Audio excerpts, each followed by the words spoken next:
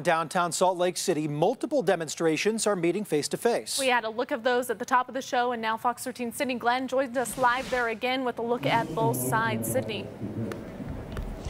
Yeah, so there is a couple hundred people here at the Back the Blue rally here in downtown Salt Lake City. We did see some demonstrators, some counter protesters come through, flipping people off. That did create a little bit of a stir, and you can see right here the number of counter protesters making their way from the other side of the building, now inching closer and closer, is continuing to grow. They have been staying peaceful though over there. The only incident we've seen so far was those two counter protesters that walked through the crowd flipping people off, and that did create a little bit of a scuffle there. A lot of people talking, but it ended with a discussion there. Now you have Eric Musos is up there. He's actually the organizer of this event and of Utah Business Revival.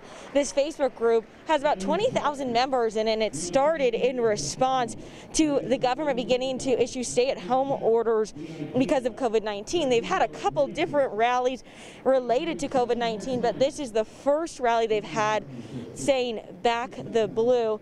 This has only been going on for about 30 minutes. We're continuing to see more counter protesters here. We've even seen a man kneeling with signage. So it's going to be interesting to see how these two counter protesters come together tonight, if there will be discussions. Like I said, there were those two counter protesters who were actually flipping people off, but that did end in a discussion.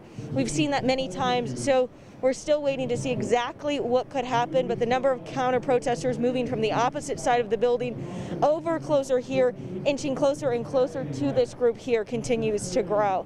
For now, live in downtown Salt Lake City, Sydney Glenn, Fox 13 News, Utah.